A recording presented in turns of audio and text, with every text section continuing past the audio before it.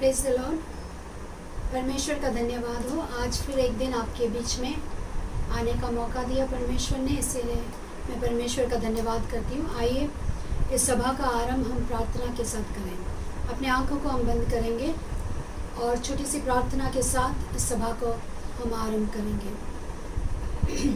Thank you Jesus. पिता परमेश्वर, हम धन्यवाद करते हैं राजा इस अद्भुत समय के लिए परमेश्वर, जो आपने हमारे जीवन में दिया। आज का दिन और एक आपने हमारे जीवन में जोड़ा ताकि हम आपकी आराधना कर सके।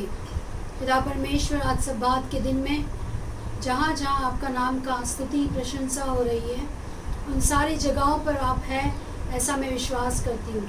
आपके सब बच्चों को आप आशीष दीजिए करके प्रार्थना करती हूँ। इस समय अपने आप को मैं आपके क्रूस के पीछे छिपा लेती हूँ परमेश्वर, क्योंकि केवल आपका आवाज़ से परमेश्वर, आपकी वाणी से लोगों को तसल्ली मिलेगी। परमेश्वर, आपका जो शब्द है परमेश्वर, जो वचन है, उससे हमें जीवन मिलेगा। परमेश्वर, आपकी सारी बातों के लिए हम महिमा करते हुए छोटी सी प्रार्थना हमारे उद्धारकर्ता यीशु मसीह के नाम से मांगते हैं, सुनो ग्रहण कर। आमीन।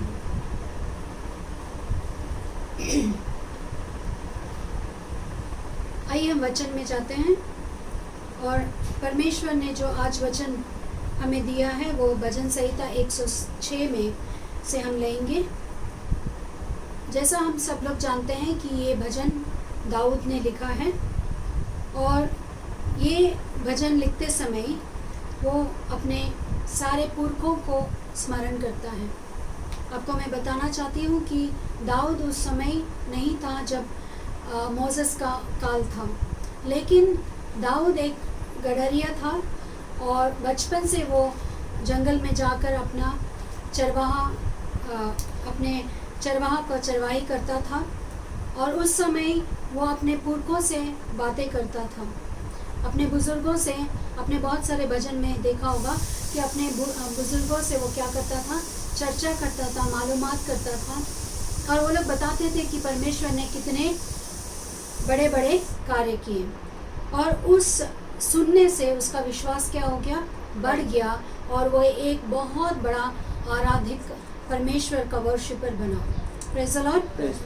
यहाँ पर इस अध्याय को हमेशा हम एक प्रेज़ का अध्याय, यानी परमेश्वर को धन्यवाद करने का अध्याय के रूप में हम लेते हैं। तो इस अध्याय को लेकर आज मैं आपके सामने इसलिए आई कि परमेश्वर, जब मैं प्रार्थना कर रही थी और मनन कर रही थी कि इस परिस्थिति में जहाँ पर हम कोरोना और कोविड-19 से हम जूझ रहे हैं, सभी लोग भय में हैं और सभी लोग डर में जी रहे हैं। बहुत सारे लोगों को रात में सपने भी वही आते हैं, नींद नहीं आ रहा है। बहुत सारी परिस्थितियों में, कठिन परिस्थितियों में जब मैंने प्रार्थना किया कि परमेश्वर आपका सहायता क्या है, तो परमेश्वर ने ये अध्याय को मुझे बताया और इसके अंदर से बहुत सारे मर्म हम आज सीखने जा रहे हैं और मैं विश्वास करती हूँ जो भी मुझे देख रहे हैं और सुन रहे हैं वो तैयार हैं। परमेश्वर हम सबका हृदय को तैयार करें। आमीन आमीन। Hallelujah hallelujah. तो यहाँ पर हम देखते हैं कि ये भजन जो लिखने वाला है दाऊद, ये भजन को किस रीति से लिखता है। पहला तो हम देखते हैं कि ये दाऊद ने रचा हुआ है और इसका विशेष बात क्या है। इस अध्याय में हम देखते हैं कि इज़राइल का बहुत सारा पाप, उसका आज्ञा ना मानने वाला पाप और हर समय परमेश्वर को परीक्षा करने का जो स्थिति है वो हम इस अध्याय में देखते हैं। उसी के साथ परमेश्वर का एक्स्ट्रा ऑर्डिनरी पेशेंस, यानी परमेश्वर का जो संयम है, यानी बहुत ज़्यादा संयम उन्होंने लोगों के लिए दिखाया। ऐसे परिस्थिति आए जब लोगों को उनका परमेश्वर का क्रोध बहुत भड़का और वो चाहते थे कि लोगों को ख़त्म करें, लेकिन परमेश्वर का अनुग्रह और दया इतना ज़्यादा है अपने लोगों को कि उसने उनकी पुकार को सुना, उन्हें क्षमा किया और उन्हें उद्धार दिया। यही इस अध्याय का जो मूल वचन है या फिर इसका अंश है। और दूसरी बात जो हम देखते हैं, ये ऐतिहासिक भजन है। क्यों ऐतिहासिक? क्योंकि इसे ओल्ड टेस्टमेंट यानी पुराना नियम में जो जो परमेश्वर ने अपने लोगों के साथ कार्य किए, जो आश्चर्य कार्य किए, वो सारी चीज़ों का वर्णन इस एक अध्याय में लिखा हुआ है। उसी रीति से ये अध्याय क्यों इतना स्पेशल है? क्योंकि भजन लिखने वाला अपने आप को स्वयं यहाँ पर एक व्यक्ति में बात कर रहा है, यानी फर्स्ट पर्सन में यहाँ पर वो बात करता है। वो हम देखते हैं 4th और 5th वचन में। तो ये जो हिस्टोरिक या भजन है या ऐतिहासिक भजन है, ये क्यों उसने लिखा है, इसका वजह क्या है? यहाँ पर हम देखते हैं कि भजन लिखने वाला सारी बातों को स्मरण करता है कि किस रीति से लोग बलवा करते थे, और जब उन्हें खुशी मिलता था तो वो एंजॉय करते थे और परमेश्वर का धन्यवाद करते थे, और दूसरे ही क्षण जब कोई परिस्थिति ऐसा अनुकूल परिस्थिति आता था तब वो परमेश्वर का बलवा करते थे। तो इस भजन को हमें बहुत ध्यान से समझना है और इस भजन के अनुसार हमें अपना जीवन को बिताना है। और ये भजन को हम देखते हैं कि इसको 2 भागों में डिवाइड किया है। एक तो प्रशंसा या प्रेज या फिर उनकी स्तुति, परमेश्वर की स्तुति, और दूसरा जो है प्रार्थना। भजन लिखने वाला आरंभ से 1 से 5 वचन तक वो परमेश्वर की स्तुति करता है। पहला वचन को हम देखते हैं। यहोवा की स्तुति करो, हाँ, यहोवा का धन्यवाद करो, क्योंकि वह भला है और उसकी करुणा सदा की है। आमीन। यहाँ पर ये भजन लिखने वाला ये दाऊद परमेश्वर को जानता है। ये ऐसे ऐसे चीज़ों से अपने जीवन में ये पार आया और वो परमेश्वर को धन्यवाद करता है। सारी बातों को लेकर वो धन्यवाद करता है। यहाँ पर कहता है कि यहोवा कैसा है? भला है, इसीलिए उसकी क्या करना चाहिए? हमें धन्यवाद करना चाहिए। आगे पढ़ेंगे। यहोवा के पराक्रम के कामों का वर्णन कौन कर सकता है? उनके पराक्रम के कामों का वर्णन कौन कर सकता है? यानी उनके पराक्रम के कार्य जो है वो वर्णन के अपार हैं। जैसे कि लाल समंदर को 2 भाग करना, इजराइलियों को आकाश से जो देवदूत लोग खाते हैं वो मन्ना को अपने लोगों को देना, और आप सब जानते हैं कि जब रॉक से उन्होंने पानी निकाला, यानी चट्टान से उन्होंने पानी निकाला, अपने लोगों का प्यास बुझाया। जब मेरीबा के समय में उस जगह पर जब लोगों ने परीक्षा की तो उन्होंने कड़वा पानी को मीठा किया। तो ऐसे बहुत सारे पराक्रम कार्य परमेश्वर ने उन लोगों के लिए किया और ये वर्णन के अपार है, इसीलिए हम उसकी क्या करना चाहिए? स्तुति करना चाहिए। आगे हम देखते हैं। या उसका पूरा गुणानुवाद कौन सुना सकता है? क्या ही धन्य है वे जो न्याय पर चलते, क्या ही धन्य है जो न्याय पे चलते हैं और हर समय धर्म के काम करते हैं। और हर समय धर्म के काम करते हैं। हम देखते हैं कि भजन लिखने वाला ये शुरुआत, उसकी जो प्रार्थना की शुरुआत है वो प्रशंसा के साथ करता है। यानी ये हमें बताना चाहता है और हमें सीखना चाहिए कि एक मनुष्य का जीवन में उसे क्या करना है। एक मनुष्य का जीवन इसीलिए बनाया गया कि हम जिस रीति से स्वर्ग में देवदूत परमेश्वर की स्तुति करते हैं कहकर कि पवित्र पवित्र पवित्र, इस रीति से हर समय वहाँ पर 24 घंटा वहाँ पर क्या होता है? परमेश्वर की स्तुति होती है। और परमेश्वर का इच्छा क्या था मनुष्य के लिए? कि उसकी स्तुति भूमि पर भी हो। इसीलिए मत्ती उसका 6 अध्याय में वहाँ पर प्रार्थना लिखा हुआ है कि जैसा स्वर्ग में हो वैसा ही भूमि पर हो। आमीन, प्रेज द लॉर्ड। इसीलिए हम देखते हैं कि परमेश्वर का उद्देश्य मनुष्य जाति के लिए है कि हम उसकी महिमा करें। और ये भजन वही सिखाता है कि सबसे पहला हमारा प्रार्थना जो है वो प्रशंसा के साथ आरंभ होना है। आमीन। और हम देखते हैं कि यहाँ पर एक चौथा और पांचवा अध्याय वचन को हम लेंगे। हमारा जो मूल वचन आज का भजन संहिता 106 में चौथा और पांचवा वचन है, हम उसको पढ़ेंगे। चौथा वचन में यहाँ पर दाऊद जो है वो 1 to 1 बात कर रहा है, यानी वो डायरेक्टली परमेश्वर से वो बात कर रहा है। हम देखते हैं वो क्या बोलता है। हे यहोवा, अपनी प्रजा पर की प्रसन्नता के अनुसार मुझे स्मरण कर, मेरे उद्धार के लिए मेरी सुधि ले। आमेन। यहाँ पर परमेश्वर का वचन ये कहता है, remember me O Lord with a favour. परमेश्वर का वचन इंग्लिश में बहुत अच्छा लिखा हुआ है। फेवर वर्ड यूज किया। फेवर यानी कृपा नहीं, फेवर यानी दया नहीं, ये बहुत ऊंचा वर्ड है। इन दोनों चीज़ों से, या दया या करुणा, इन सारी चीज़ों से ऊपर का जो वर्ड है, शब्द है, वो फेवर है, यानी परमेश्वर की दृष्टि।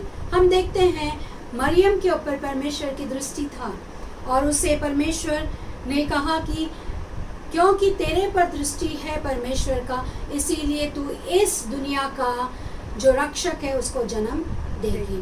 आमेन। और उसी प्रकार हम देखते हैं जोसेफ के बारे में, उसके ऊपर परमेश्वर का दृष्टि था। Favour of Lord was on Joseph's life. इसीलिए ये दृष्टि जो वर्ड है, इसको आपको बहुत अच्छी तरह से समझना कि परमेश्वर का जो दृष्टि है वो हर उसके चुने हुए के ऊपर होता है। करुणा और दया बहुत अच्छी बातें हैं, लेकिन उनसे भी ऊपर जो वर्ड है वो फेवर है। और उसका ट्रांसलेशन हिंदी में या तेलुगु में, मराठी में, बहुत सारे लैंग्वेजेस में ठीक से दिया नहीं गया। तो इसीलिए आप इस वचन को, इस शब्द को आप ध्यान से अपने किताब में लिख लीजिए कि जहाँ फेवर बोल रहा है वहाँ पर परमेश्वर का दृष्टि, यानी परमेश्वर हमें देख रहा है। हर समय परमेश्वर हमें देखता है। इसीलिए वचन में लिखा है कि परमेश्वर यीशु ने हमें अपने हथेली पर उसने काव किया, यानी हथेली पर रचा है, ताकि उसका दृष्टि हमारे ऊपर हमेशा बने रहे। Praise the Lord. तो यहाँ पर ये भजन संहिता लिखने वाला दाऊद कहता है, रिमेंबर मी, हे परमेश्वर मुझे स्मरण कर। फिर उस वचन को जोर से और स्पष्ट रीति से पढ़ेंगे। हे यहोवा, हे यहोवा, अपनी प्रजा पर की प्रसन्नता के अनुसार, अपनी प्रजा पर की दृष्टि के अनुसार मुझे स्मरण कर, मुझे स्मरण कर। यहाँ पर मेरी प्रजा, हम इस पॉइंट को ध्यान देंगे और थोड़ा देर इसके बारे में सोचेंगे। मेरी प्रजा यानी कौन? जैसा हम जानते हैं आइज़ाया उसका 43:1 में, और वहाँ से 7वां वचन तक अगर हम पढ़ेंगे, आप घर जाकर पढ़ सकते हैं या घर में बैठकर आप उस वचन को ध्यान कर सकते हैं। वहाँ पर मेरी प्रजा यानी परमेश्वर ने कुछ लोगों को चुना है, अपना नाम देकर उन्हें पुकारा है, कुछ असाइनमेंट्स दिए हैं, और उन मेरी प्रजा में हम सब लोग भी फिट होते हैं, उसमें हम भी हैं, ऐसा मैं विश्वास करती हूँ। आमेन। Praise the Lord. यहाँ पर इसका उत्तर और 5वां वचन को भी एक बार पढ़ लेते हैं कि मैं तेरे चुने हुओं का कल्याण देखूं, मैं तेरी चुने हुए लोगों का कल्याण देखूं। आमेन। परमेश्वर का उद्देश्य हमेशा अपने लोगों के लिए कल्याण है। ऑलवेज प्रॉस्पेरिटी, कल्याण ही उनका उद्देश्य है। वो चाहे आरोग्य का क्षेत्र में हो, आर्थिक परिस्थिति में हो, मानसिक परिस्थिति में, आत्मिक परिस्थिति में हो, या कोई भी परिस्थिति में क्यों ना हो, परमेश्वर कल्याण चाहता है। आमेन। वो किसकी कल्याण चाहता है? दो काइंड्स ऑफ पीपल, यानी दो रीति के लोगों को हम यहाँ पर देखते हैं। पहला जो है वो मेरी प्रजा कहता है, और दूसरा जो है मेरे चुने हुए लोग। आमेन। मेरी प्रजा और मेरे चुने हुए लोग, इसका अर्थ क्या है? मेरी प्रजा यानी इज़राइली लोग, जिसको परमेश्वर ने एक होली नेशन कहा, एक ऐसे लोग हैं जो परमेश्वर का वचन को पालन करना है, उसके अनुसार चलना है। आमेन। Praise the Lord. चुना हुआ लोग यानी प्रोफेट्स, या फिर परमेश्वर ने जिसको असाइनमेंट्स दिए, जैसा आइज़ाया को, इर्मिया को और बहुत सारे जकरिया को और ऐसे बहुत सारे बड़े और छोटे जो भविष्यवक्ता लोग हैं, इन सारे लोग और आज के दुनिया में यानी आज के ज़माने में जो परमेश्वर का वचन को बांटते हैं, जो पास्टर्स कहलाते हैं और फिर भविष्यवक्ता हैं और इवेंजलिस्ट हैं, जो सुसमाचार प्रचारक हैं, इन सारे लोगों को चुना हुआ लोग परमेश्वर बताता है। आमीन। इस कौन सा कैटेगरी में फिट होते हैं? हम देखते हैं तीसरा वचन क्या कहता है इनके बारे में। क्या ही धन्य है, क्या ही धन्य है जो न्याय पर चलते हैं, जो न्याय पर चलते। मेरी प्रजा कौन है? मेरी प्रजा का अर्थ क्या है? मेरी प्रजा यानी जो न्याय पर चलते हैं वो मेरी प्रजा है। आमीन। जो मेरी परमेश्वर कहता है जो मेरी आज्ञाओं को मानते हैं, अपने जीवन के काल में उसको पूरा करते हैं, हर समय मेरी स्मरण करते हैं, वो मेरी प्रजा है। आमीन। आमीन। और हर समय धर्म के काम करते हैं। और हर समय क्या करते हैं? धर्म के काम करते हैं। जो चूजन पीपल है यानी चुना हुआ लोग हैं, वो क्या करना चाहिए? धर्म का काम करना चाहिए। क्या धर्म है? यीशु मसीह ही धर्म है। आमीन। उसका कोई धर्म नहीं। क्रिश्चियनिटी या मसीही एक धर्म नहीं, परमेश्वर स्वयं ही एक धर्म है, एक नीति है, एक राइचियसनेस है। Praise the Lord. He himself is truth. इसीलिए परमेश्वर का वचन कहता है कि हे ये दाऊद परमेश्वर की कैसी प्रशंसा करता है और प्रार्थना करते समय कैसे शब्दों का उच्चारण करता है। वो कहता है परमेश्वर को स्मरण दिलाता है दाऊद इन दो वचनों के द्वारा, चौथा और पांचवा वचन के द्वारा। वो कहता है कि तेरी प्रजा है हम तेरे चुने हुए लोग हैं, तो हमारा क्या कर? उद्धार कर। तो हमें क्या कर? हमारा कल्याण कर, हमारा स्मरण कर। ऐसे वो प्रार्थना करता है। ये ऐसे करते हुए ये मैं विश्वास करती हूँ कि वो कुछ ऐसे परिस्थिति में था उस समय। हो सकता है कि दुश्मन उसको दौड़ा रहे हो, या सौल उसे दौड़ा रहा हो, या उसका खुद का स्वयं उसका पुत्र उसके खिलाफ खड़ा हो गया। ऐसे कठिन परिस्थितियों में दाऊद हमें क्या सिखाता है? We need to remember history. Amen. हमारे पास से जो परमेश्वर ने जो कल्याण हमारे इजरायली लोगों को, हमारे पिताओं को, हमारे पूर्व जनों को उन्होंने जो किया, उन्हें हमें स्मरण करना है। इसीलिए आगे हम देखते हैं कि दाऊद छठा वचन में लोगों का पाप को दिखाता है। लोग भयंकर पाप कर रहे थे, उन्होंने बलवा किया। मेरीबा के यहाँ पर उन्होंने बलवा किया, परमेश्वर को उन्होंने परीक्षा ली। हम देखते हैं 14, 15 और 16 वचन आप लिख कर ले सकते हैं। 14, 15 और 16 वचन इसमें लिखा है। 14 में उन्होंने लालसा की। आमीन। पर जो इजरायली लोगों ने क्या किया? दुनिया का लालसा किया, बहुत सारी चीज़ों के पीछे वो दौड़ने लगे। उन्होंने मूर्ति पूजाएं की, उन्होंने बहुत सारे ऐसे परमेश्वर के आज्ञा के विरुद्ध काम किया। उसी प्रकार हम देखते हैं 15 वचन में उन्होंने परीक्षा लिया। परमेश्वर का क्या किया? परीक्षा लिया। वो बुड़बुड़ाते रहे, परमेश्वर का खिलाफ बात करते रहे। और 16वां वचन में हम देखते हैं कि हारून और जो मूसा है वो परमेश्वर के चुने हुए, वहाँ लिखा है कि ये चुना हुआ हारून के खिलाफ उन्होंने डाह किया। उन्होंने ऐसे भयंकर पाप किए। लेकिन जब हम देखते हैं 8वां वचन में हम देखते हैं कि परमेश्वर पाप के बदले में क्या करता है। परमेश्वर ने उन्हें सजा दी, उन्हें डिसिप्लिन किया, लेकिन उन्हें मरण को नहीं, मृत्यु को नहीं पहुंचाया या मृत्यु के हाथ में उन्हें नहीं सौंपा। तो हम देखते हैं 8वां वचन में क्या लिखा है। तो भी उसने अपने नाम के निमित्त उसने अपने नाम के निमित्त उनका उद्धार किया। Praise the Lord. परमेश्वर का अनुग्रह हो, उसकी महिमा हो। इस समय हम देखते हैं यहाँ पर एक विशेष बात मुझे स्मरण आती है, और वो ये बात है कि परमेश्वर एक समय पर जब लोगों ने लालसा की और लोगों ने परीक्षा ली और डाह किया, उस समय परमेश्वर का क्रोध भड़क उठा और परमेश्वर ने चाहा कि सबको मैं खत्म कर दूं। और उस समय मोसेस क्या करता है, हम 23 वचन को देखते हैं, 23 वचन को देखते हैं कि मोसेस ने क्या किया। एक चुना हुआ क्या कर सकता है।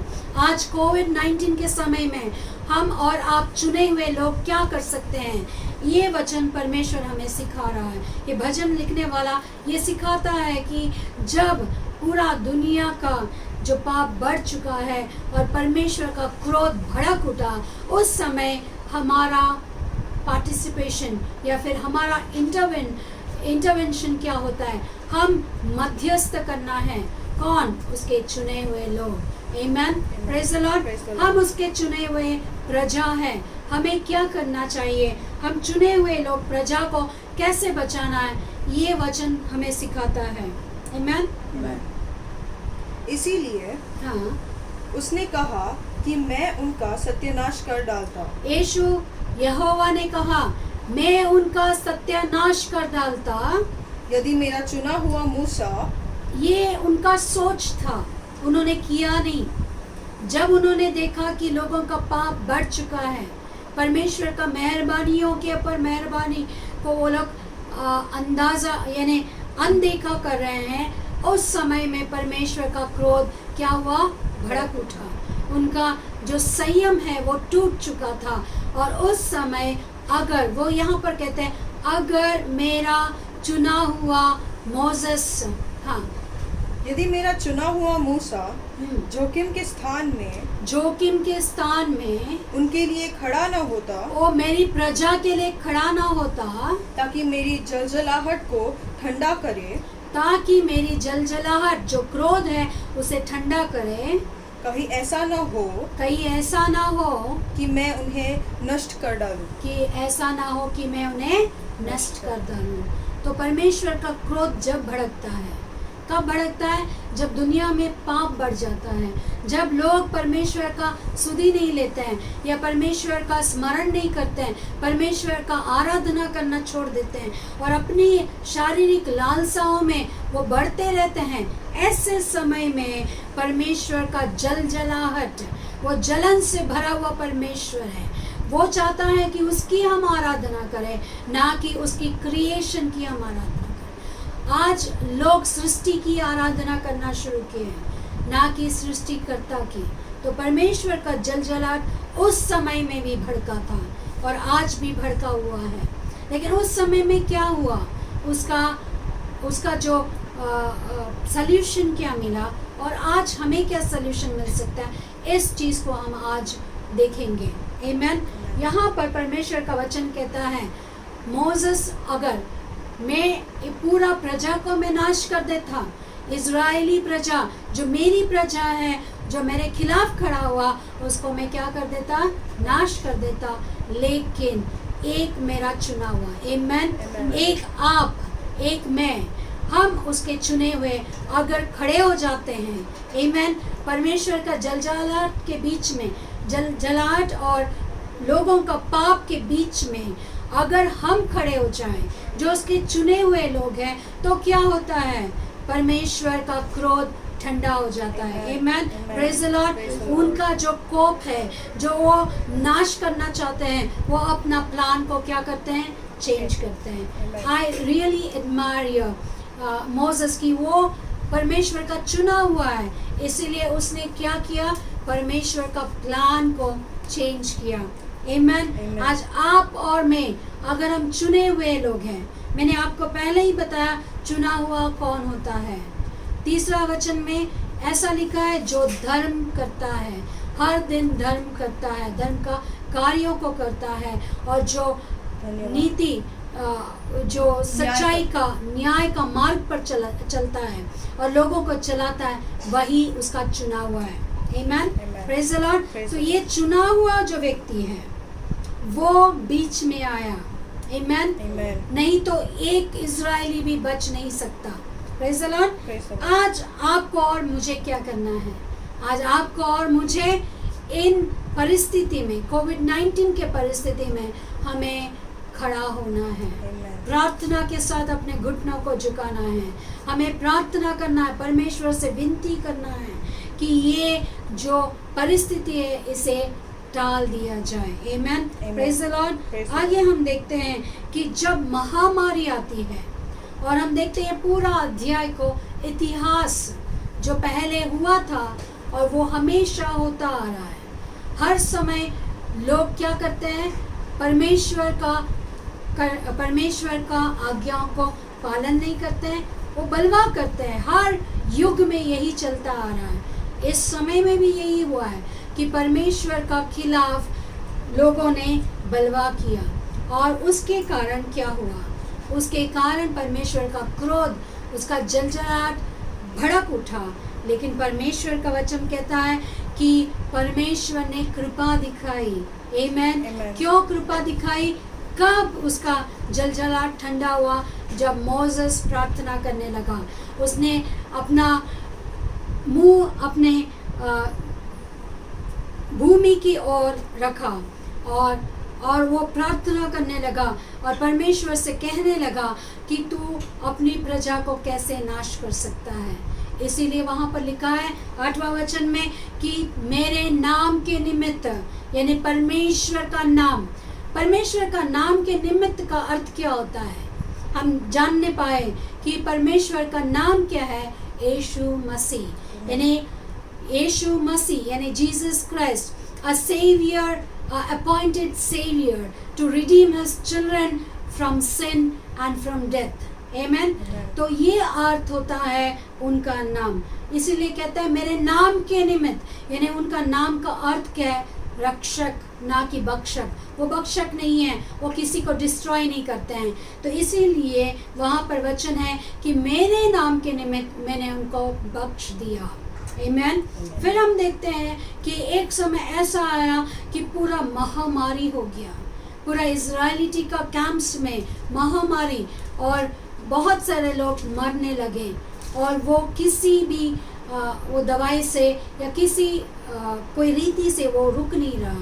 उस समय फिनियास, ये जो व्यक्ति है, 30 अध्याय वचन में पढ़ेंगे, 30वां वचन में हम पढ़ेंगे। आमेन। तब फिनियस ने उठकर न्याय दंड दिया। आमेन, प्रेज द लॉर्ड। फिनियास कौन है? उसका चुना हुआ। पूरी प्रजा एक तरफ है, लाखों लोग एक तरफ है और वो जलजलाहट में परमेश्वर का क्रोध भड़का हुआ है उन लाखों लोगों के ऊपर। लेकिन एक व्यक्ति फिनियास जो परमेश्वर का चुना हुआ है। आमेन। मैं आपको ये बात बारंबार बताना चाहती हूँ, अगर आप चुने हुए लोग हैं तो आप इस महामारी कोविड को रोक सकते हैं। आप और मैं प्रार्थना करने से, मेरा विश्वास है अगर आपका और मेरा प्रार्थना से ये कोविड-19 रुक सकता है। जब हम अपना परमेश्वर का लहू जो उसने हमारे लिए बहाया उस क्रूस के ऊपर, ताकि हम छुटकारा पाए, हमारा रिडेम्पशन के लिए उन्होंने बहाया, उस लहू को लेकर जब हम लोगों के ऊपर, हमारे एरियाज के ऊपर, हमारे दुनिया के ऊपर, हमारे पूरे भूमि के ऊपर हम छिड़केंगे और उस लहू को लेकर प्रार्थना करेंगे, मैं विश्वास करती हूँ ये कोविड-19 खत्म हो जाएगा। कोरोना या कोई भी इससे भयंकर वायरस क्यों ना हो, सब कुछ उसके सामने खत्म हो जाएगा, क्योंकि हमारा परमेश्वर सर्वशक्तिमान है, उसके सामने कोई भी काम का नहीं। और हम ये बात ज़रूर स्मरण करेंगे जो जनवरी में हमें परमेश्वर ने जो हमें प्रॉमिस दिया है कि जेनेसिस 18:14 का, कि परमेश्वर के लिए, मेरे लिए, क्या यहोवा के लिए कोई काम कठिन है? क्या कोविड-19 परमेश्वर के लिए कोई चैलेंज है? क्या ये कठिन बात है? केवल हमें पश्चाताप करना है, when we repent। इसलिए हम वचन को देखते हैं कि फिनियास जब वो बीच में आके खड़ा हुआ, मोसेस जब आके खड़ा हुआ, एक चुना हुआ खड़ा हुआ, तो परमेश्वर ने वो महामारी को क्या किया, वो रोक दिया। आज मैं विश्वास करती हूँ, यस, जिससे मरी थम गई, महामारी थम गई, आज भी थम जाएगी। Amen. I declare it in Jesus name. In mighty name of Jesus I declare. मैं घोषणा करती हूँ हमारे परमेश्वर के महान नाम से कि ये जो कोविड-19 का महामारी वो थम जाएगी। Amen. Praise the Lord. और मौत नहीं होगा। इंडिया और पूरा नेशंस सुरक्षित होगा। अब तक जो हुआ वो हुआ, उसके बाद कोई मौत नहीं होना है। ऐसे हम फिनियास की तरह, मोसेस की तरह, एक चुना हुआ की तरह हम खड़े रहेंगे। Praise the Lord. लेकिन यहाँ पर और एक विशेष बात हम ये अध्याय में सीखते हैं कि प्रजा का पश्चाताप करना भी बहुत ज़रूरी है। आमीन। इसीलिए हम देखते हैं 44 वचन में क्या लिखा है। 44 वचन में क्या लिखा है, 44 में क्या लिखा है।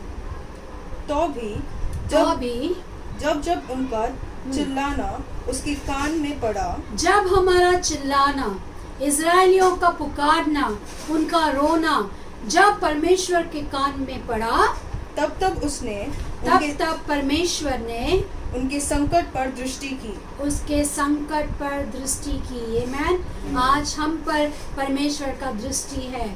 जो संकट के समय में हम हैं, जो वेदना के समय में हमारे प्यारे लोग, हमारे प्रिय लोग, हमारे जान पहचान के लोग इस कोविड-19 से जूझ रहे हैं, हम भी उस परिस्थिति में, भय का परिस्थिति में जब हम उससे गुजर रहे हैं, प्रतिकूल परिस्थितियों में से हम जब गुजर रहे हैं, तो यहाँ पर परमेश्वर कहता है मेरी दृष्टि तुम पर आएगी जब तुम्हारा चिल्लाना मेरे कान तक पहुँचेगा। आमीन। और वो क्या करेगा, परमेश्वर ने क्या की, और उनके हित में, हमारी प्रजा के हित में, हमारी हित में अपने वाचा को स्मरण करके, आमीन, प्रेज़ द लॉर्ड, अपनी वाचा को स्मरण किया। आप अंडरलाइन कर लीजिए उस बात को। परमेश्वर कभी भी वाचा का बांधने वाला है, वो कभी तोड़ता नहीं। He is a promise maker, not a breaker. So always he keeps his promises. इसीलिए वचन में लिखा है मत्ती में, चाहे आसमान या स्वर्ग टल जाए या धरती मिट जाए, लेकिन उसका मुख से निकला हुआ वचन वो कभी भी टलने का नहीं, वो पूरा होता है। जैसा वर्षा, आइज़ाया में लिखा है वर्षा आती है और उसको दिया हुआ काम को पूरा करके जाती है, वैसे परमेश्वर का मुख से निकला हुआ वचन अपना काम को पूरा करके ही फिर लौटता है। आमीन। यहाँ पर परमेश्वर की कवेनेंट्स को हमें याद दिलाना है। इसलिए आइज़ाया 43 उसका 26 में लिखा है कि हर समय उसके प्रॉमिसेस को उसे स्मरण दिलाओ। आइए आज हम उसकी वादाओं को याद दिलाएंगे। उसका वादा क्या है, जो मेरी आज्ञाओं को मानता है, उसके अनुसार चलता है, उससे मैं प्यार करता हूँ, और जो मुझसे प्यार करता है उसको, उसकी सारी बातों को मैं पूरा करूँगा। आमीन। उसे मैं चंगाई दूंगा, जो मुझे पुकारेगा उसे मैं चंगाई दूंगा। आमीन। हाँ, आगे पढ़ेंगे। अपनी अपार करुणा के अनुसार तरस खाया। Praise the Lord. अपनी अपार करुणा के अनुसार उसने क्या किया, तरस खाया। क्या हमारा परमेश्वर बदल गया? क्या यीशु मसीह बदल गया? वो कभी नहीं बदलने वाला है। परिस्थितियां बदल सकती, मनुष्य बदल सकता है, लेकिन परमेश्वर हमेशा एक समान है। जैसा हिब्रू उसका 13 और 8 में लिखा है, कल, आज और हमेशा परमेश्वर एक समान है। Praise the Lord. इसीलिए परमेश्वर का वचन को हम, और ये 3 वचन को मैं बताकर यहाँ पर आपको मैसेज देकर मैं समाप्त करना चाहती हूँ। एक बहुत पॉजिटिव मैसेज, जो एक एनकरेजमेंट मैसेज है, जिसने मुझे भी तसल्ली दी, जिसने मुझे भी प्रोत्साहित किया कि ऐसी कोई भी परिस्थिति क्यों ना हो, हम उससे लड़ सकते हैं, क्योंकि परमेश्वर कहता है you are more than conqueror, तुम विजयी से भी बढ़कर हो। आमीन। Praise the Lord. हाँ, आइए हम देखते हैं इस वचन को। और जो उन्हें बंदी बनाकर ले गए थे, उन सब से उन पर दया कराई। आमीन। आगे पढ़ेंगे। हे हमारे परमेश्वर यहोवा, हम अब यहाँ पर वो प्रार्थना करता है, सारी बातों को स्मरण करता है। भजन संहिता वाला, संहिता लिखने दाऊद क्या करता है, सारी बातों को स्मरण करता है कि हिस्ट्री में क्या हुआ, इतिहास में क्या हुआ, जब महामारी हुआ तो कौन उसे बचाया, कौन प्रजा को बचाया। और वो यहाँ पर आकर एक प्रार्थना करता है, सुनेंगे उस प्रार्थना को। हाँ, हे हमारे परमेश्वर हे यहोवा, हमारे परमेश्वर यहोवा, हमारा उद्धार कर। हमारा उद्धार कर। Amen, praise the Lord. Praise the Lord. हमें क्या चाहिए? उद्धार चाहिए। जक्कैयस जो पाप में डूबा हुआ था, जो इतना नाटा था, यानी वो नाटा जो था उसका आत्मिक कैरेक्टर को दर्शाता है। लूक 19 में आप घर जाकर देख सकते हैं। उसे क्या चाहिए था? वो पाप में डूबा हुआ था, उसे क्या चाहिए था? परमेश्वर का उद्धार चाहिए था। आमेन। केवल यीशु का नाम में उद्धार है। और जब उसने अपने पापों को मानने का निर्णय लिया, एक निर्णय लेते ही परमेश्वर का उद्धार उसके पास आया, उसके घर में आया। आज अगर लोग पश्चाताप करेंगे, जो भी पाप में हैं वो लोग अगर पश्चाताप करेंगे, तो परमेश्वर का वचन कहता है कि मेरा उद्धार उनके लिए है। आमेन। और यहाँ पर दाऊद प्रार्थना करता है कि तुम हमें क्या कर? उद्धार कर। और हमें अन्य जातियों में से इकट्ठा कर ले। आमेन। Amen. हम जो बिखरे हुए लोग हैं, जो परमेश्वर को नहीं जानते हैं, उन सब लोगों से हमें क्या कर? इकट्ठा कर। उन सब लोग, यानी यहाँ पर एक प्ली है, एक क्या कहते हैं उसे, एक सप्लिकेशन है, एक प्रार्थना है, एक विनती है। हम देखते हैं कि हे परमेश्वर, हमें अपने आप से दूर मत कर। Amen, praise the Lord. Dawood हमेशा ये प्रार्थना करता है। इसीलिए भजन संहिता 22 में भी लिखा है कि हे प्रभु, तूने मेरा हाथ क्यों छोड़ दिया? परमेश्वर का हाथ हमेशा वो थामे रहना चाहता है, इसीलिए वो प्रार्थना करता है। देखेंगे कि हम तेरे पवित्र नाम का धन्यवाद करें। ताकि हम क्या करें? तेरा पवित्र नाम का धन्यवाद करें। मैं हमेशा हर ये वचन के समय में मैं आपसे बताती हूँ कि स्वर्ग में क्या होता है, कितना आनंद का बात है। परमेश्वर को पवित्र, तू पवित्र है से करोड़ों देवदूत उनको पुकारते हैं। हर समय, हर सेकंड यही आवाज़ गूंजती है। और ये आवाज़ इतना गूंजता है कि वहाँ से धुआं उठता है, और वो महिमा का धुआं है। आमेन। इसलिए स्वर्ग धुआं से भरा है, महिमा से भरा है। वो महिमा कौन प्रोड्यूस करता है? ये देवदूतों का स्तुति, उसका जो प्रेज है वो प्रोड्यूस करता है ग्लोरी। आमेन। और जब हम स्वर्ग जाएंगे, वही ग्लोरी है जो हमें क्या करेगा? हमें पहनाया जाएगा। आमेन। उस पवित्रता में, इसीलिए कहता है कि हम तेरा पवित्र नाम को स्मरण करें। आमेन, प्रेज द लॉर्ड। परमेश्वर पवित्र है, इसीलिए हमें भी क्या होना चाहिए? पवित्र होना चाहिए। Repentance is very important at this time. हमें पश्चाताप करना चाहिए। परमेश्वर की ओर जो मुड़ेगा, उसकी ओर परमेश्वर मुड़ेगा और हमारी रक्षा करेगा। 47 कि हम तेरे पवित्र नाम का धन्यवाद करें और तेरी स्तुति करते हुए तेरे विषय में बड़ाई करें। आमेन। Amen. हम परमेश्वर की बड़ाई करना है। अब देखते हैं ये भजन लिखने वाला कितना सुंदर रीति से लिखा है। आरंभ के जो वर्सेस है या फिर वचन है, उसमें उन्होंने उसके नाम की बड़ाई की। अब उसके बाद उसने बहुत सारी बातों को स्मरण किया। स्मरण करने के बाद आखिरी वचनों में फिर वो उसकी क्या करता है? धन्यवाद। इसका पूरा थीम क्या है?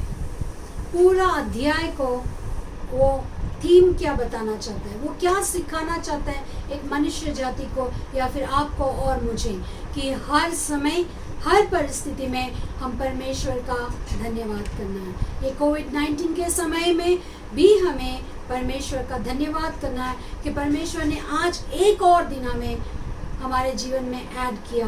उन्होंने एक और दिन हमारे जीवन में दिया ताकि हम उसकी महिमा करें। और 48 में क्या लिखा है? आखिरी वचन को हम पढ़ेंगे। इज़राइल का परमेश्वर यहोवा अनादिकाल से अनंत काल तक। इज़राइल का परमेश्वर यहोवा, आज आपका और मेरा परमेश्वर यहोवा अनादिकाल से, आमेन, यानी भूमि का सृष्टि होने से पहले से लेके अब तक, हाँ, अनंत काल तक और आने वाला काल तक धन्य है। आमेन, प्रेज द लॉर्ड। हम उसकी स्तुति करते हैं, हम उसकी आराधना करते हैं। मैं विश्वास करती हूँ कि आज आपको एक अच्छा मैसेज मिला है। परमेश्वर का वचन फिर वो मूल वाक्य को एक बार पढ़ के हम खत्म करेंगे। Remember me O Lord with all thy with the favour. Amen. परमेश्वर मेरी स्मरण ले, मेरी सुधि ले, तेरी किस चीज से? तेरी दृष्टि जो मुझ पर है उससे। आमेन। हे यहोवा, अपनी प्रजा पर की प्रसन्नता के अनुसार मुझे स्मरण कर। हाँ, मेरे उद्धार के लिए मेरी सुधि ले। आमेन। आमेन। वो क्या चाहता है कि परमेश्वर हमारा सुधि ले और हमारा उद्धार करे। आज भी परमेश्वर हमारा सुधि लिया हुआ है, इसीलिए आज हम जीवित हैं और जीवित होकर एक दूसरे को इस माध्यम के द्वारा एनकरेज कर रहे हैं और परमेश्वर हमारा उद्धार करता है। परमेश्वर इन वचनों पर आशीष दे। आमीन। मैं आप सब के लिए प्रार्थना करती हूँ कि आप सब आरोग्य से रहें और आप सब उत्साहित रहें और दूसरों का भी इस समय में आप उत्साह बढ़ाएं। आइए हम छोटी सी प्रार्थना करें और इस सभा को समाप्त करें। Thank you Jesus. पिता परमेश्वर, हम धन्यवाद करते हैं, दिया हुआ वचन के लिए धन्यवाद करते हैं। सारा महिमा, आदर, गौरव केवल यीशु का नाम को देते हुए हमारे उद्धारकर्ता यीशु मसीह के नाम से इस प्रार्थना को मांगते हैं। सुन और ग्रहण कर। आमीन। पिता परमेश्वर का प्रेम, पुत्र यीशु मसीह का अनुग्रह और प्यार, पवित्र आत्मा का संगति और सहभागिता अब से लेके हमेशा तक हमारे साथ, हमसे जुड़े हर एक के साथ, हमारे परिवारजनों के साथ बनी रहे। आमीन। Praise the Lord. परमेश्वर आप सबको आशीष दे। आमीन।